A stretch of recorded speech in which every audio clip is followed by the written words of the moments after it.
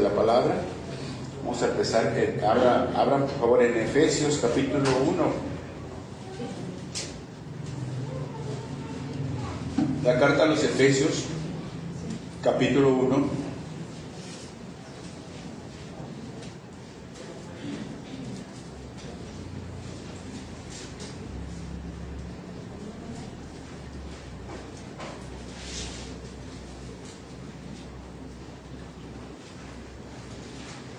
¿Están ahí? Efesios capítulo 1. Váyanse al versículo 11. Vamos a leer en el versículo 11. Antes que empecemos quiero hacer una oración. Que Dios nos dirija. Señor, en esta mañana, Señor, estamos contentos, agradecidos por la obra de tus manos, que sabemos hoy bien claramente que somos obra de tus manos, Señor. Y te damos muchas gracias porque tú sigues sobrando, Señor, en nosotros. Gracias porque nos permites estar aquí, Señor. Gracias por cada uno de tus hijos, los que estamos aquí. Padre, y hoy te pedimos que nos sigas dando más de tu presencia, Señor. Que nos sigas ministrando, que tu Santo Espíritu obre en nosotros, Señor. Quitas todo estorbo de nuestras mentes, de nuestros corazones, y podamos recibir tu palabra en buena tierra, Señor, para dar fruto, para cumplir tu propósito, para que podamos honrarte, para que podamos glorificarte, Señor. Para que todo el mundo conozca y sepa que solamente tú eres el Rey, que solamente tú eres el que salvas y que solamente a ti te debemos de dar toda gloria y toda alabanza, Señor. En el nombre de Jesucristo te damos muchas gracias, Señor. Amén.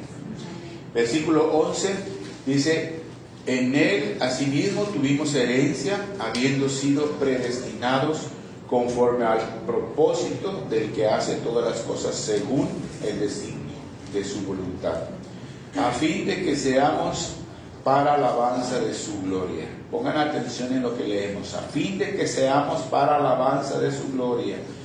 Nosotros los que primeramente esperábamos en Cristo. En él también vosotros, habiendo oído de la palabra de verdad, el evangelio de vuestra salvación, y habiendo creído en él, fuisteis sellados con el Espíritu Santo de la promesa, que es las arras de nuestra herencia, hasta la redención de la posesión adquirida, para alabanza de su gloria. Miren, estos versículos nos hablan de esto que les voy a compartir, este mensaje de la identidad celestial. Le he puesto el título a la identidad celestial porque realmente la mayoría de los males que hay aquí en la tierra, en la humanidad actualmente, tienen que ver con la falta de identidad, tiene que ver con una identidad distorsionada. Porque cuando no hay una identidad, cuando la identidad está distorsionada, no va a haber un propósito de vida, no van a sentir las personas un propósito de vida, no saben para qué están aquí. Y se preguntan: ¿y yo qué hago aquí? ¿Y qué hago? ¿Qué tengo que hacer? ¿Cuál es mi propósito? Muchos no encuentran, que andan desviados, andan frustrados, andan haciendo una cosa y no les va bien, hacen otra. En total, que no encuentran el propósito de su vida. Y se ha desviado todo eso. Ahorita, por ejemplo, hermanos, ¿qué tienen ustedes en el bolsillo que les identifique? ¿Qué es lo que pueden decir? Bueno, aquí tengo algo que me identifica. ¿Qué es lo que casi todos tienen? El IFE, ¿verdad? Todos, lo del IFE, lo del INE. Todos tenemos una credencial, ¿verdad? Y la traemos siempre, ¿sí o no? Porque si pasa algo, ahí tienes cómo identificar quién es, dónde vive, su domicilio y todo eso. Es una identificación. Pero antes que seguir avanzando, entendamos lo que es la identidad. ¿Sí? Hay dos tipos de identidad. Hay la identidad personal y la identidad social, o también se llama colectiva. En la identidad personal es un conjunto de rasgos que tenemos o características que cada uno de nosotros tenemos, o pueden ser las actitudes, las habilidades que tenemos, puede ser el carácter, el temperamento, puede ser virtudes o puede ser carencias que tenemos. Todo eso son características que nos diferencian unos de otros. Y la identidad social o colectiva, que también se le llama de grupo, es cuando la persona asume un conjunto de rasgos que tienen que ver con las características de un grupo, de una comunidad, ¿sí? En esa comunidad la persona se siente afín a determinados movimientos o características que tiene el grupo, como por ejemplo un grupo que podría ser espiritual, ¿verdad? Como aquí estamos reunidos como iglesia, nosotros nos caracterizamos como cristianos por ciertas características en comparación con otras religiones, ¿verdad?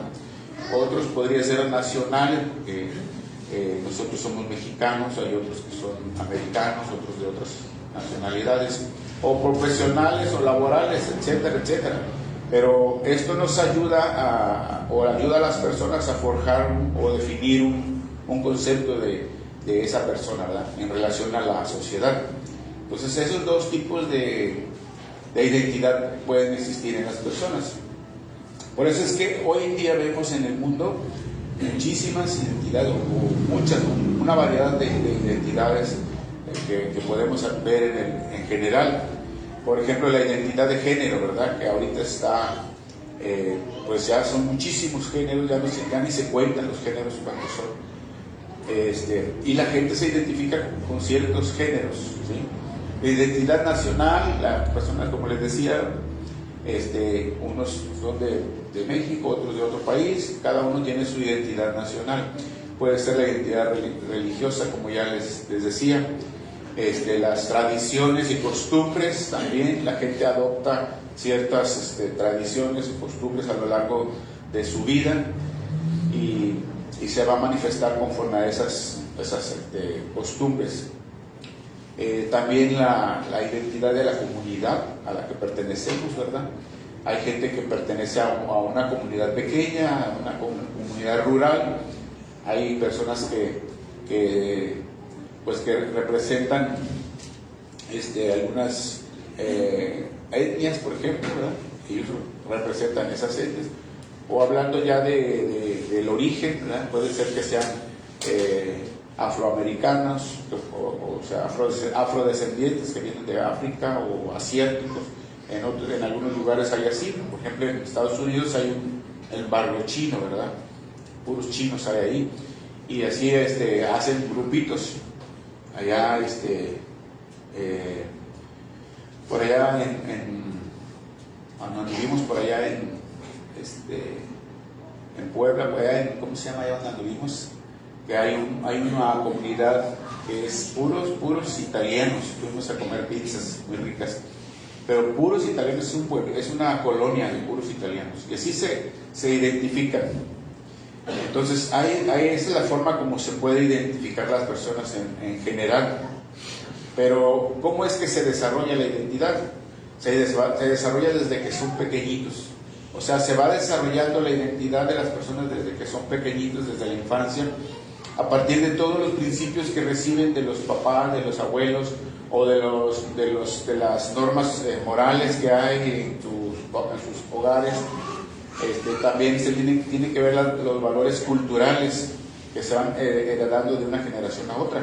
Entonces todo esto hace que una persona se vaya formando su identidad, y eso es importante porque lo que vemos en el medio en general ahorita en la comunidad, digo, en el mundo, en la población en general, en la sociedad, vemos que hay muchas variantes y muchos diferentes tipos de identidades que tienen las personas.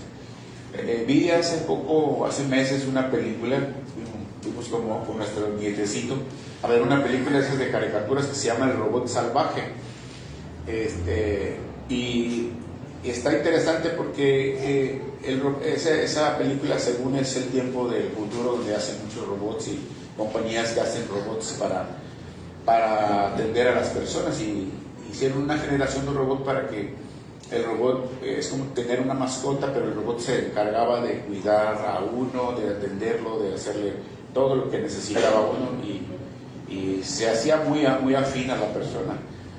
pero se extravió una nave y se cayó la nave y todos los robots se perdieron ahí, pero uno de ellos se activó, porque llegaron unos animalitos ahí y lo activaron, y resulta que ese robot se encuentra un huevo, y el huevo lo tiene, y después que lo tiene un tiempo, porque se hace como que se alía con ese huevo como si fuera su dueño, y luego nace un patito, y el patito se cría con él y él hace de mamá, y el patito identifica al robot como su mamá, y así crece, y para el patito el robot era su mamá, y realmente eso sucede porque lo primero que él vio fue a un robot y pensó que era su mamá, y así sucede. Entonces el ambiente que está alrededor de nosotros nos va a influenciar mucho para que nosotros podamos actuar y definir nuestra identidad. Entonces todo eso esto que les estoy explicando es como manera de introducción, porque la identidad es un sinónimo de identificación, ¿sí? De algo o de alguien. Por ejemplo, las etiquetas de los productos que compramos en el supermercado tienen unas características de cómo es el producto, y tiene de dónde pertenece, el origen, de dónde viene ese producto, ¿no? Y también dice la marca, o sea, la marca trae el sello de quién es ese producto, quién es el dueño. Entonces esa es para identificar. Como les preguntaba ahorita al principio, todos tenemos documentos que nos identifican. Está el acta de nacimiento, está la que es el del IFE, el pasaporte. Todos estos son documentos que nos identifican. De manera que alguien te pide una identificación si eres desconocido, y tú sacas luego tu IFE. Todo eso son cosas que nos identifican. Entonces la identidad es sinónimo de la identificación, ¿verdad? O sea, algo que nos identifica. Entonces nosotros ya estamos viviendo ahorita un tiempo en que la verdad se ha perdido la identidad de las personas. Se ha perdido la identidad. Actualmente la sociedad está siendo envuelta en una transformación de muchos cambios,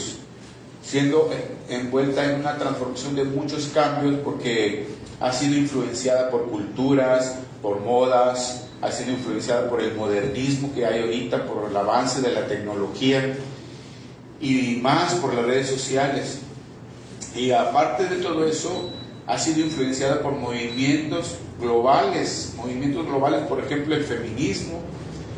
Y últimamente, uno de los movimientos globales más impactantes sobre la sociedad, que ha trastornado la identidad de las personas, es precisamente el movimiento que existe de ideología de sexo, o ideología de género. Como les decía, hay muchísimos géneros, ya ni sé ni cuántos hay ahorita, pero muchísimos géneros. La gente se identifica de tal y de tal y de tal y de tal. Yo soy de este, yo soy de este. Entonces es conforme ellos se identifican. En todo esto ha hecho que las personas no tengan una verdadera identidad, ¿sí? No tienen una verdadera identidad. O algunos se sienten confundidos con su identidad. A lo mejor sí tienen una identidad, pero ya se están confundiendo, ¿sí? Ya no saben qué está pasando dentro de ellos, porque adoptan patrones elaborados por todos estos cambios que está teniendo el mundo.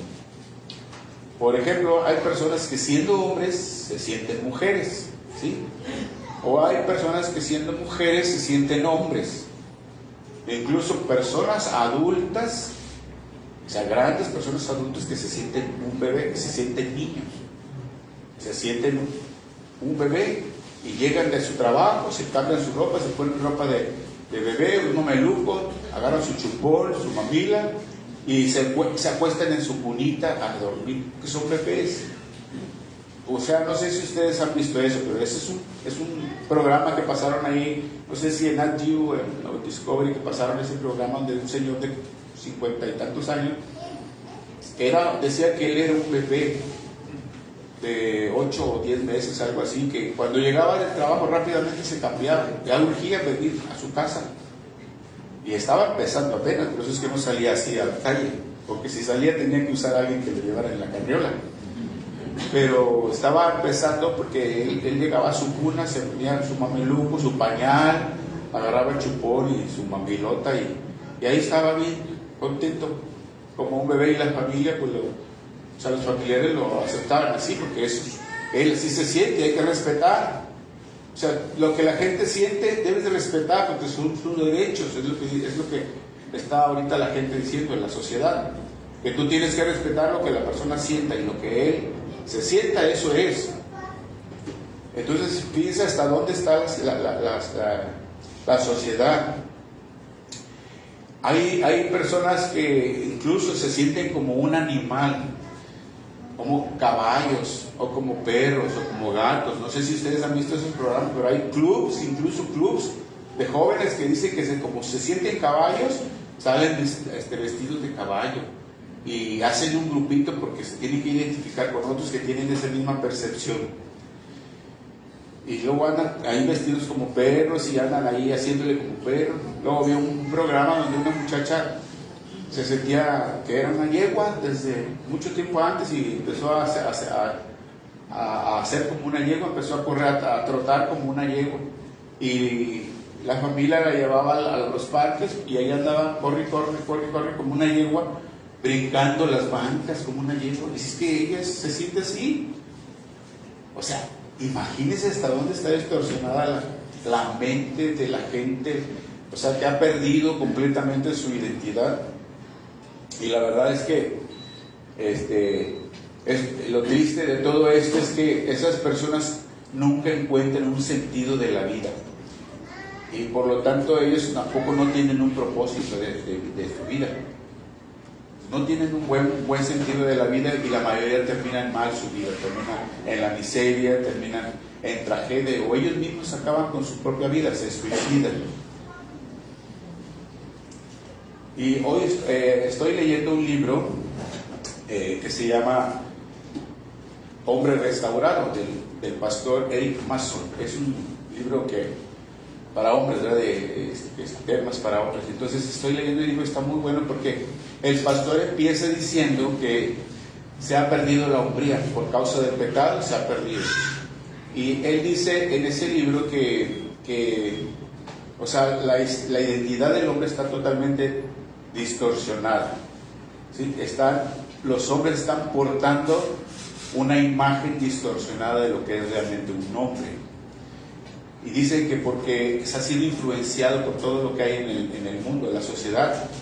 Está siendo influenciado, por ejemplo, con el hombre artista, con el hombre de negocios, con el hombre criminal, con el hombre gay, con el hombre adolescente, o hombre soltero, porque hay papás solteros que la hacen de papá y mamá, y hay hombres que son gay y tienen sus hijos, y hombres que han ido a la cárcel por algún crimen y tienen sus hijos. Entonces, esos modelos de hombres, o de modelos de papás están siendo, como padres están influenciando a sus hijos, están siendo influencia para sus hijos, y de alguna manera o de otra están influenciándolo en la identidad, y están distorsionando la identidad de ser un padre o un verdadero hombre.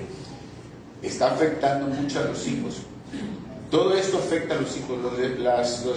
Los divorcios, las separaciones de los papás impactan mucho en el corazón de los niños.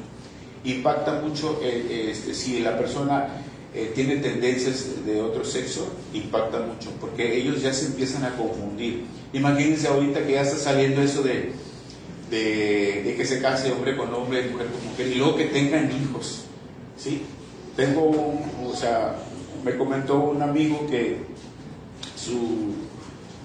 una de sus hijas, pues ya grande, se juntó, no sabía él, y se juntó con otra compañera, son doctoras, y tuvo un niño sola ella como mamá soltera, pero después como que se juntó con el hombre y después ya se dejó y al final se unió con esa otra mujer. Y están viviendo, el niño está con ellos, con ellas.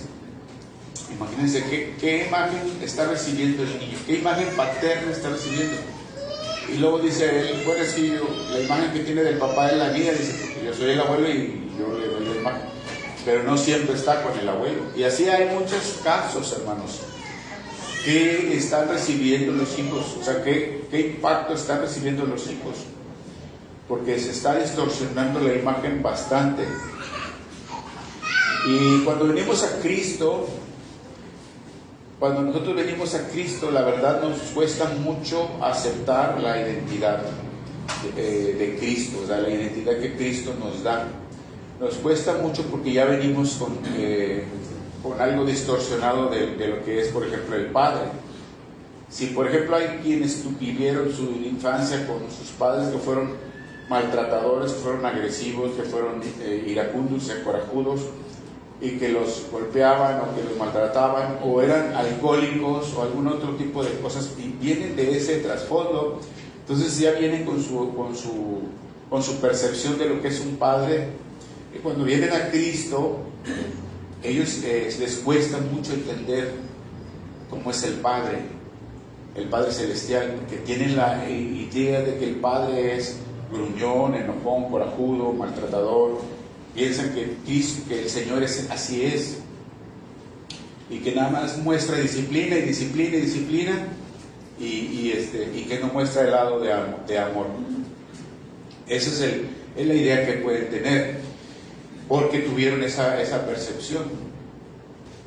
Nosotros tenemos que modelar a Cristo aquí. Tenemos que modelar a Cristo. Nosotros en Cristo tenemos que modelar el Padre. O sea, mostrar al Padre en nuestras vidas, como les decía al principio. Y para eso necesitamos conocer a Cristo, conocer al Padre. ¿Sí? Cristo vino aquí para mostrarnos al Padre. Él dijo, yo y el Padre uno somos. Y Él dijo que Él vino a mostrar al Padre. ¿Sí? Dice, el que me ha visto a mí, ha visto al Padre. Y luego le dice a Felipe, tanto tiempo he estado con ustedes y no me conoces, porque Él estaba hablando que iba al Padre. Entonces, Él es que nos va a modelar la verdadera identidad que debemos de tener. Cuando estamos en Cristo, todos los que hemos conocido al Señor y hemos venido a Cristo, nos cuesta mucho entender y portar la imagen que tenemos, esa nueva imagen que tenemos, que el Señor nos ha dado, esa nueva identidad. Pero Jesús a eso vino, a que podamos nosotros entender y portar esa verdadera imagen que Él nos da.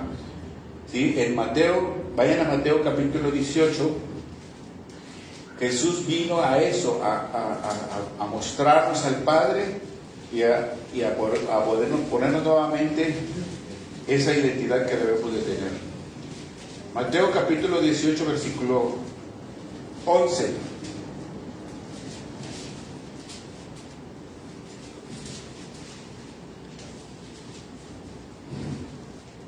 Mateo 18, versículo 11 dice, porque el Hijo del Hombre ha venido para salvar, ¿qué? Lo que se había perdido. Por causa del pecado y la maldad que existe en el mundo, como les decía al inicio que empecé, se ha perdido la verdadera identidad. Y no solo se perdieron las almas sin Cristo, en el mundo están perdidas las almas sin Cristo. Pero no solamente se han perdido eso, sino que se han perdido muchas cosas. Entre ellas se ha perdido precisamente la identidad que el Padre nos dio desde el principio. ¿Sí? El Padre dio una identidad al hombre cuando lo hizo desde el principio. Cuando vemos en Génesis capítulo 1, versículo 27, dice que nos hizo a imagen y semejanza de Dios, ¿verdad? Nos creó, nos hizo a imagen y semejanza de Dios. Y esto es lo que nos da identidad con Dios como la mejor creación que Dios hizo. Esto nos da identidad con Dios como la mejor creación que Dios hizo. ¿Por qué? Porque tú y yo nos hizo como a imagen y semejanza de Él. Pero todo eso desafortunadamente se perdió, se distorsionó la imagen del Señor. Y aunque el hombre esté en pecado, o sea, estoy hablando por las personas que no han reconocido al Señor, aunque el hombre esté en pecado, todo el mundo está en pecado, todos los seres humanos están portando la imagen de Dios, solo que distorsionada. Porque Dios nos hizo a imagen y semejanza de Él, pero está distorsionada. Por eso Jesús vino para arreglar esa imagen que está distorsionada en nosotros. Jesús vino a restaurar todas las cosas. Cristo vino para restaurar todas las cosas y para reconciliarnos con el Padre. ¿Sí? Vayan a Colosenses capítulo 1. Jesús vino a reconciliar todas las cosas y vino a restaurar todas las cosas. Colosenses capítulo 1, versículo 20. Dice en el versículo 20, por medio de Él, o sea, de Jesucristo, dice, reconciliar consigo todas las cosas, así las que están en la tierra como las que están en los cielos, haciendo la paz mediante la sangre de su cruz. Jesús vino a eso, a reconciliarnos con el Padre. Por medio de ese sacrificio, por medio de su sangre, Él hizo posible todo esto. Y cuando nosotros le conocemos y entregamos nuestra vida a Él, Él va transformando nuestra vida. Y va poco a poco poniendo esa imagen que nosotros podamos recibirla, entenderla y portarla. Y ahorita vamos a ver el propósito por qué Él quiere que nosotros entendamos todo esto. Él nos reconcilió con el Padre, nos ha dado una nueva imagen, ¿sí? La imagen, la identidad de hijos, ¿sí?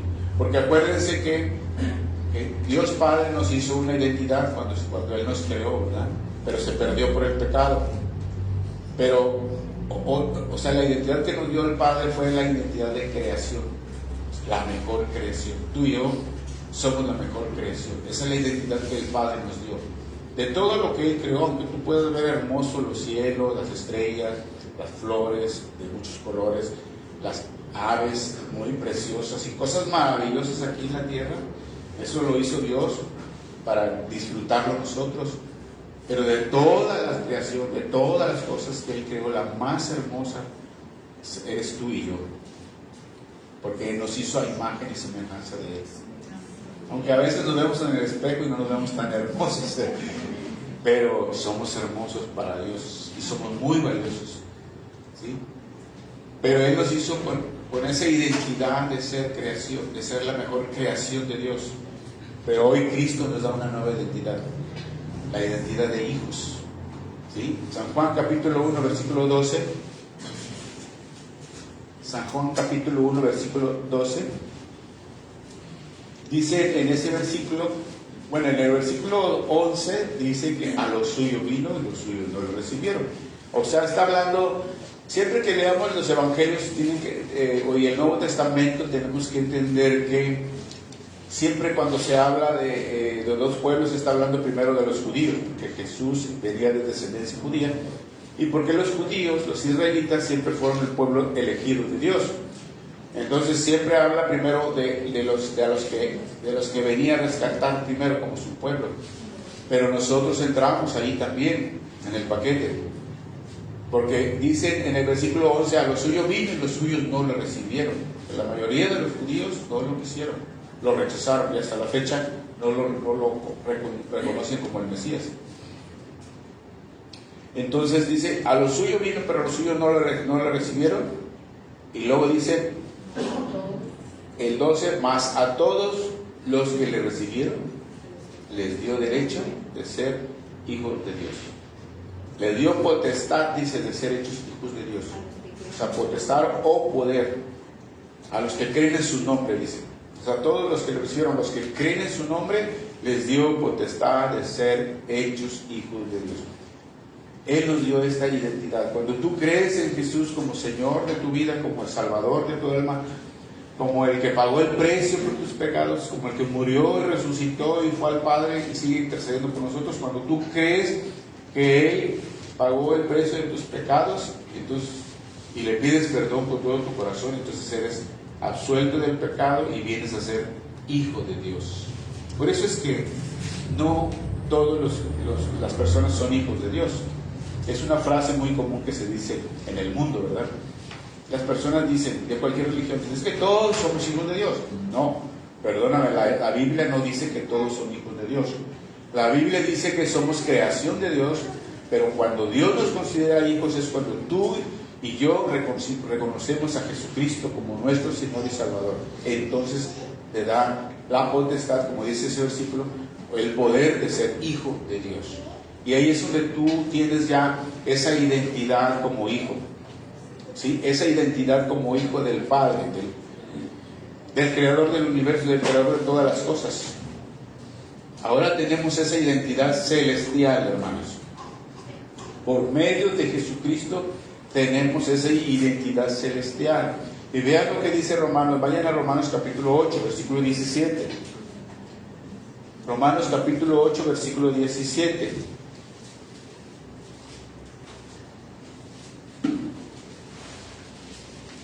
Qué maravilloso es entender todas estas verdades, hermano, porque te hace sentir en tu corazón con paz y seguridad. Pero también te hace sentir una responsabilidad. Y si tú nada más sientes la bendición de sentirte hijo y de sentirte apapachado porque eres hijo de Dios y no tomas la responsabilidad, estás mal.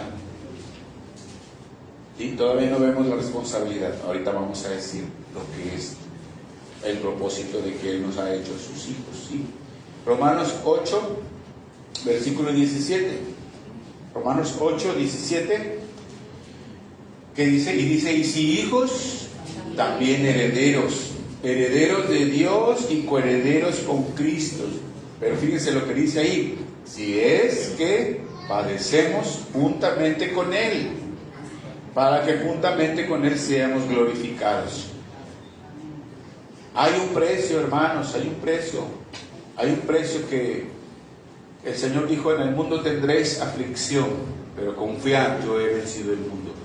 Tú como hijo de Dios, como cristiano, verdadero cristiano, hijo de Dios, vas a sufrir adversidades, vas a sufrir penalidades, vas a sufrir persecución a lo mejor en tiempo no determinado, pero ya se ven las cosas un poco difíciles para los cristianos. Pero si perseveramos hasta el fin, dice el Señor, serás salvo. Porque si nosotros no entendemos esto, vamos a ver el cristianismo como algo muy ligero.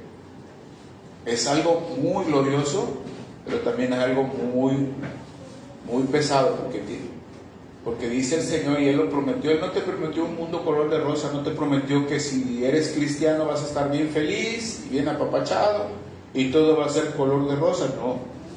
Él lo primero que dice, en el mundo tendréis aflicción. Primeramente dice el Señor Jesús, dice que los primeros enemigos serán los de tu casa.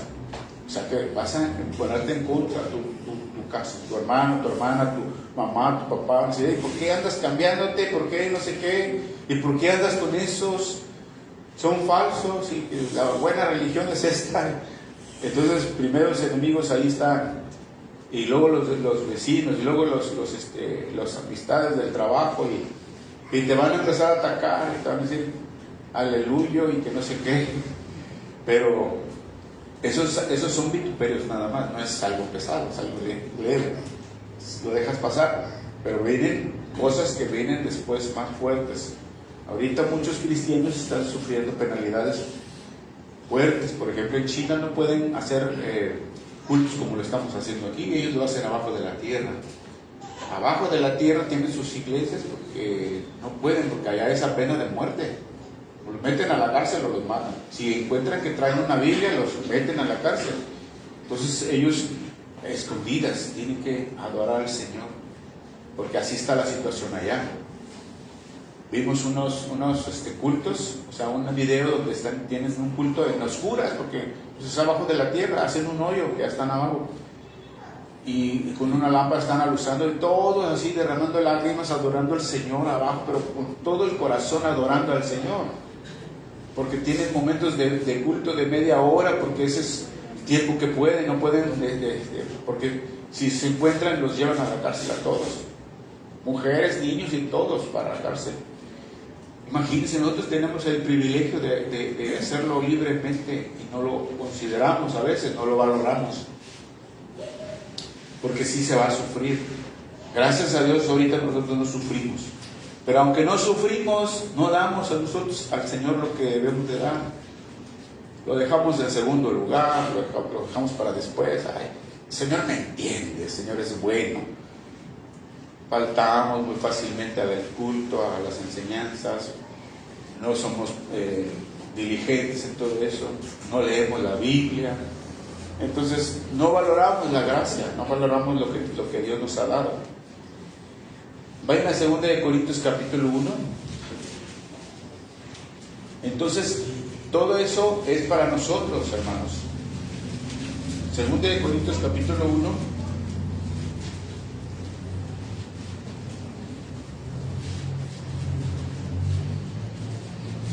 versículo, 2 Corintios capítulo 1, versículo 21.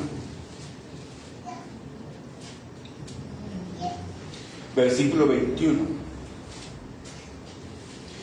Dice: y el que nos confirma con vosotros en Cristo y el que nos ungió es Dios. El versículo 22, el cual también nos ha sellado.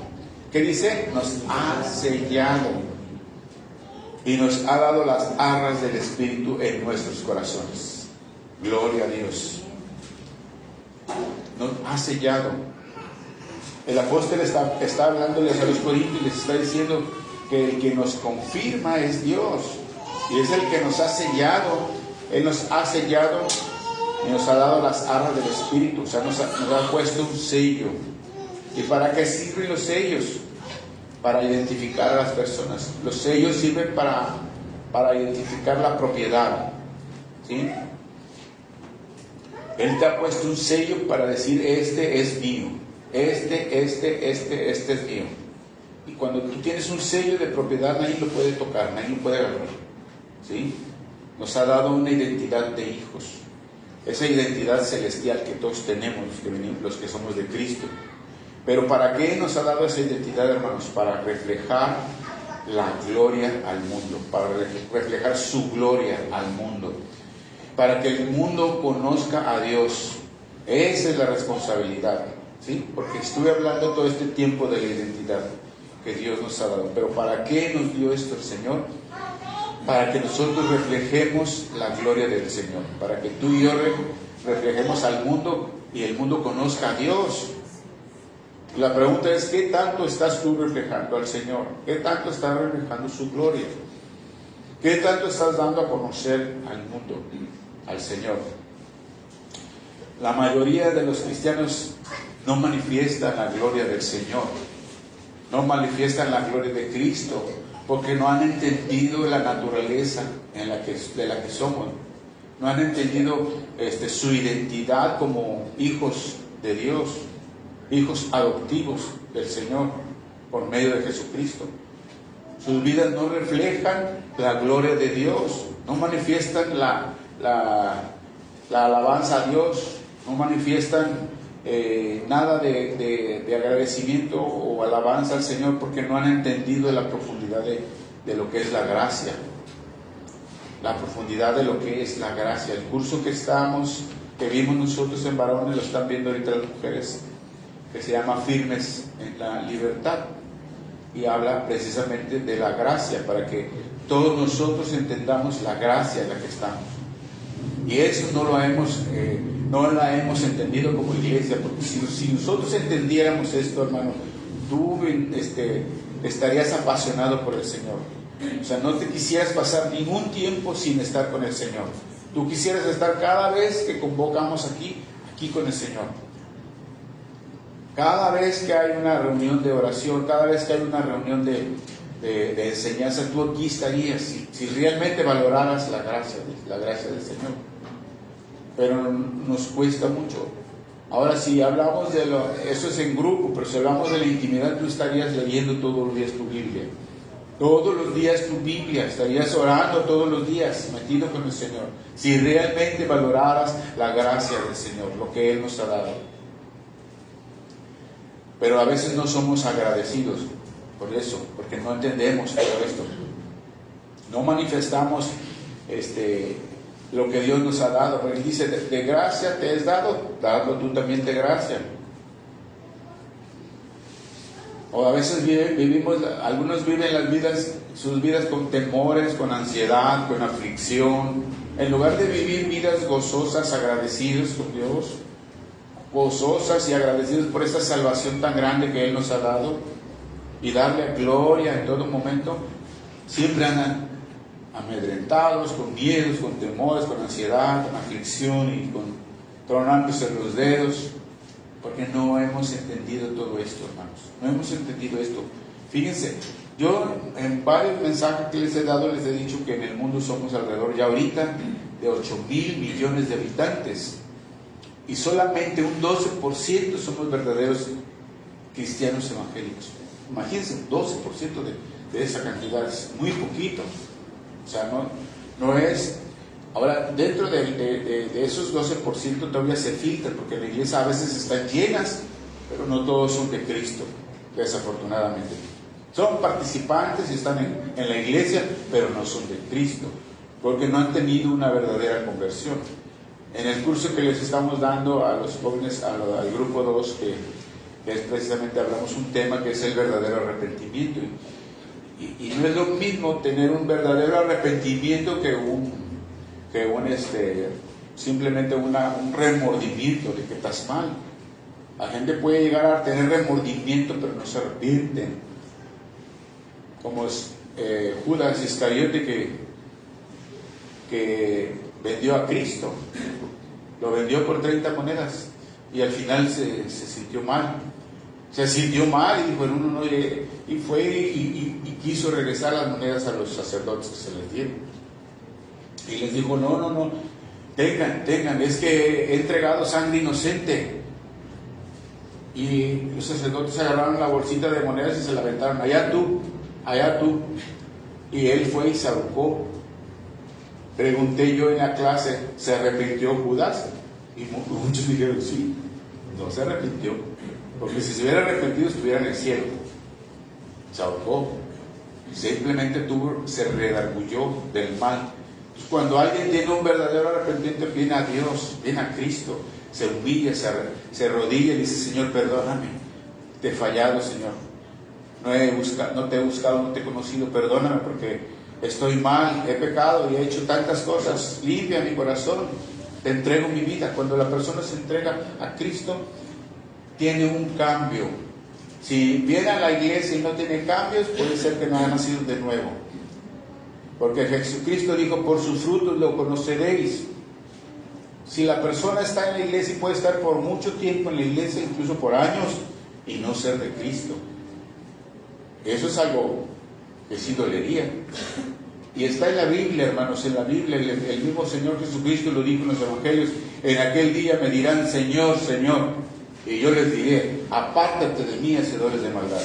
Pero Señor, en tu nombre echamos fuera demonios, en tu nombre hicimos sanidades, en tu nombre hicimos esto. No te conozco, apártense de mí, apártenlo de mí. Y es algo triste porque eso nos habla de algo que puede acontecer del otro lado de la gloria. Y ahí no se puede hacer nada. De este lado donde estamos sí se puede. Si hay arrepentimiento y dice, Señor, necesito, Señor, yo quiero cambiar, yo quiero ser otra persona. Y ayúdame. Y cuando la persona es sincera, hay un verdadero arrepentimiento. Entonces, cuando hay un verdadero arrepentimiento, entonces sí hay un cambio, hay una conversión. Y de ser creación, la persona llega a ser hijo, porque cuando se arrepiente de corazón, el Señor manda su Espíritu y viene sobre nosotros el Espíritu de Dios, y indefectiblemente la persona va a producir frutos, porque es el Espíritu que está en nosotros. Va a tener deseos de leer la Biblia, va a tener deseos de orar, va a tener deseos de no fallar, Entonces, si las personas están en la iglesia ocupando un lugar, no estén tan tranquilos si no han tenido un verdadero arrepentimiento, si no están buscando al Señor, porque se pueden topar con una sorpresa tan grande que ya no se puede hacer otra cosa. No los conozco. Cuando dice el Señor Jesucristo, no te conozco, significa no tuve intimidad contigo, no tuviste intimidad conmigo. La palabra conocer en la Biblia significa intimidad, ¿sí? Significa tener intimidad. No porque digan, no, es que sí conozco a Dios, como muchos dicen, yo conozco a Dios. La Biblia dice que también los demonios conocen a Dios, creen en Dios, dice, y tiemblan los demonios, pero no le obedecen. Entonces el punto es que tenemos que tener un verdadero arrepentimiento para que podamos nosotros tener esta identidad realmente. Y al tener esta nueva identidad como hijos, tú tienes que dar frutos para el Señor, porque ese es el propósito.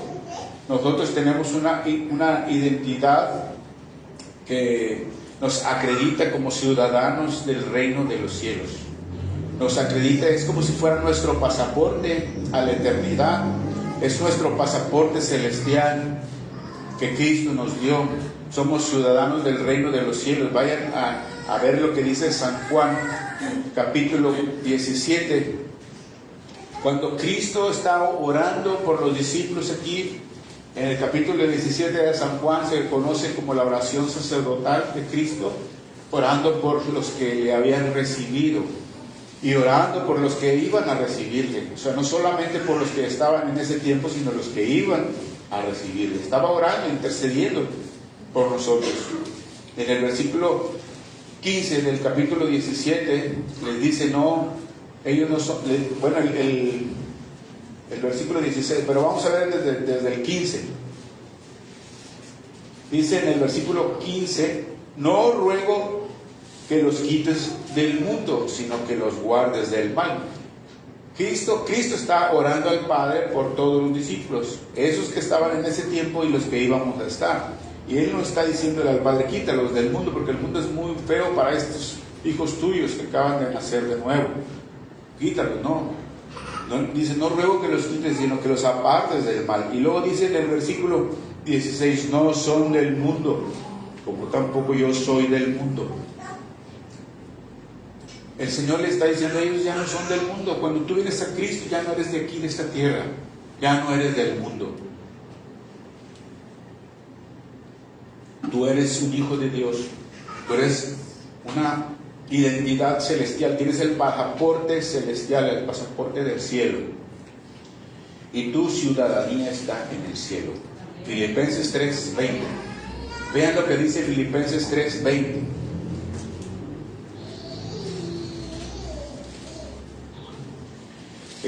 Estas verdades tienen que estar bien grabadas en nuestro corazón y en nuestra mente, hermanos, porque si no actuamos mal. Tenemos que actuar realmente como verdaderos hijos de Dios. Dice Filipenses 3:20, mas nuestra ciudadanía está, ¿en dónde? En los cielos, de donde también esperamos al Salvador, al Señor Jesucristo. Amén, gloria a Dios, porque Él viene por su iglesia. Por eso es que debemos de estar preparados. Ahí está nuestra ciudadanía, hermanos. Dios nos ha dado muchas bendiciones por medio de Jesucristo. Junto con esta nueva identidad que tenemos como hijos en Jesucristo, Él nos ha dado muchas bendiciones. Volvamos ahí a Efesios, donde empezamos leyendo, y veamos lo que dice en los primeros versículos, del versículo 3. Efesios capítulo 1, versículo 3. Ahí donde empezamos el mensaje. Versículo 3 de Efesios 1 dice: bendito sea el Dios y Padre de nuestro Señor Jesucristo, que nos bendijo con toda bendición espiritual en los lugares celestiales en Cristo. Pablo empieza a alabar al Señor y a bendecirlo por lo que Él ya hizo en nosotros, ¿sí? Y dice el versículo 4, según nos escogió en Él antes de la fundación del mundo. ¿Para qué nos escogió? Para que fuésemos santos y sin mancha delante de Él. Aleluya. Y luego dice, en el versículo 5, en amor habiéndonos predestinado para ser adoptados hijos suyos por medio de Jesucristo, según el puro afecto de su voluntad. Qué maravillosas noticias, hermanos. Primero nos dice que nos ha dado muchísimas bendiciones, por toda bendición espiritual que nos ha dado en los lugares celestiales. Tú y yo tenemos muchas bendiciones en los lugares celestiales, y tenemos un lugar celestial al lado de Cristo. Eso ya tienes apartado, como cuando compras un boleto para ir a algún evento y ahí viene la butaca donde te vas a sentar, el lugar donde ya tienes tu lugar reservado, ya tienes tu boleto, ya tienes ese pase. Él nos lo dio. Y miren lo que dice, cómo es que sucedió esto, porque dice que Él nos escogió desde antes de la fundación del mundo, mucho antes de que Él creara las cosas que vemos, que existen. Él ya te había escogido en su sabiduría, en su omnisciencia. Él ya te había escogido. O sea, todavía no nacíamos, pero Él ya nos tenía planeados y escogidos, a ti y a mí. Entonces es algo sumamente maravilloso para gozarnos y decirle: Señor, gracias. ¿Quién soy yo? ¿Por qué me escogiste a mí, Señor? Y eso debe de salir gratitud de tu corazón, decirle: de tantas gentes que se están muriendo sin Cristo, tú me escogiste, Señor. Gracias, Señor, gracias. La verdad, eso me impacta, porque debe de haber gratitud en nuestro corazón. Porque la verdad es que nosotros menospreciamos a veces las cosas de Dios y no entendemos esas verdades. Dice: según nos escogió antes de la fundación del mundo para que fuésemos santos y sin mancha. Esa es la parte que a veces no entendemos. Para que fuésemos santos y sin mancha. Te escogió para que tú seas santo, no para que seas un santo defectuoso o alguien que estás a medias, sino que te limpies, que no haya manchas. Acuérdense que la Biblia dice que el Señor va a venir por su iglesia, pero es una iglesia pura, sin manchas ni arrugas, ¿sí? Así como cuando vas a una fiesta bien planchadito y ves una mancha, no, quítatela, te voy a dar otra que tiene una mancha, esta camisa. Y entonces, que no se vea ninguna mancha, ninguna arruga. Esa es la iglesia que Dios está preparándonos. Y dice que en amor habiéndonos predestinado, o sea que cuando dice predestinado es que ya previamente nos había destinado para que tú y yo fuéramos hijos adoptivos por medio de Jesucristo. Amén. ¿Y cómo lo hizo? Pues según dice aquí, según por el puro afecto de su voluntad, solamente porque Él quiso. Él es Dios. Él dice tú y tú. A los que somos de Cristo debemos de gozarnos, debemos de tener ese gozo siempre. Por eso decía hace un momento que no entendemos todo eso, por eso es que nuestras vidas no manifiestan el gozo de la salvación, no manifiestan con gratitud, siempre andamos amedrentados, afligidos, turbados por los problemas que tenemos, tristes, deprimidos y de muchas formas, pero porque no entendemos todo esto. Hay personas que han manifestado el gozo, pero grandemente, aunque estén en una enfermedad grande, saben que se van a morir y están bien malos y bien gozosos, cantándole al Señor, alabando al Señor, y enseguida se mueren. Nunca se les va el gozo.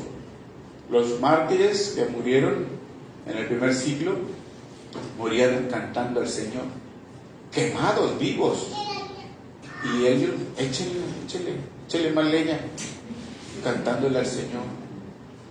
¿Cómo es que resistieron ellos? Porque amaban apasionadamente al Señor y entendían lo que Dios había hecho por sus vidas, que ya no les importaba nada. Como el apóstol Pablo dijo: ya no vivo yo, sino Cristo vive en mí, ¿sí? Y él decía que él prefería estar con Cristo, dice, pero él dice: el morir, el vivir es Cristo, dice, para mí, el vivir es Cristo, y el morir es ganancia, porque él dijo: me voy con mi Señor. O sea, qué pasión y qué entrega tenía el apóstol y estos hombres que murieron por el Señor, que no les importaba nada más que el Señor. Pues ese es el punto en el que nosotros tenemos que trabajar, en que pongamos a Dios en primer lugar en nuestras vidas.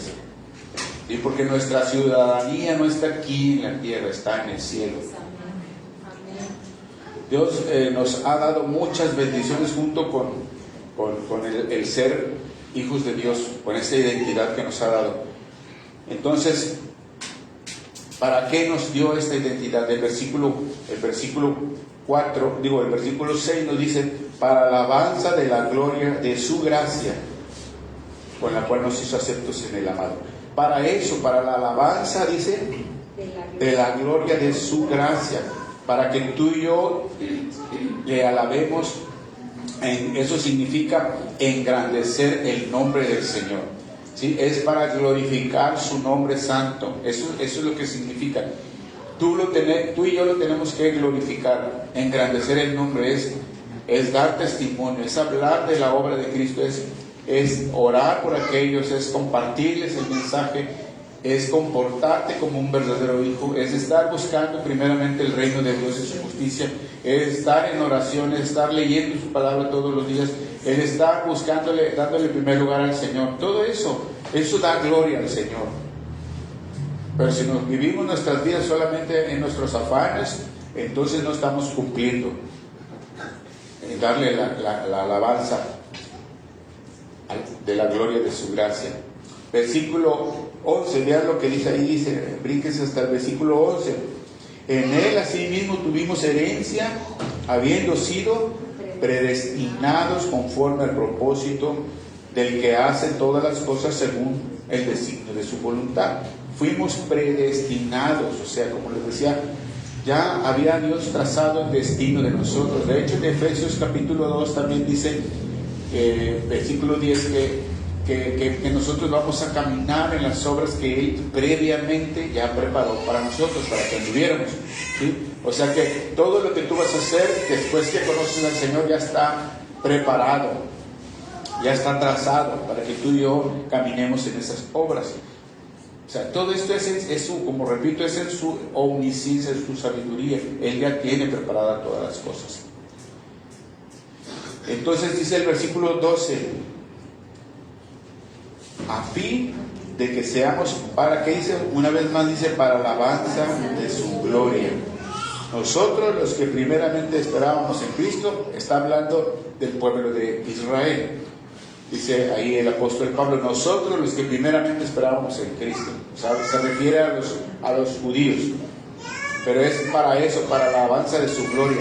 Y luego dice el otro versículo, el 13, en Él también vosotros, o sea, en otras palabras, en Él también ustedes, habiendo oído de la palabra de verdad, el evangelio de vuestra salvación, y habiendo creído en Él, fuisteis sellados con el Espíritu Santo de la promesa. Tú y yo fuimos sellados. Ese segundo pueblo somos nosotros, los que no somos judíos, los que somos gentiles, se llama en la Biblia, o sea que no son judíos, pero alcanzamos la promesa porque el Señor no solamente vino por su pueblo, sino vino por todos los que reconozcan a su Hijo. Y dice que fuimos sellados. Cuando tú conoces al Señor, lo reconoces, eres sellado con el Espíritu Santo de la promesa, porque eso es lo que el Señor había prometido. Versículo 14 dice que es las arras de nuestra herencia hasta la redención de la posesión adquirida, para alabanza de su gloria. Esa palabra, esa frase se repite precisamente para que entendamos que por eso el Señor nos ha dado esa nueva identidad como hijos, esa identidad celestial. ¿Para qué? Para la alabanza de su gloria, para que engrandezcamos el nombre del Señor, para que nosotros procuremos exaltar el nombre del Señor en nuestras vidas.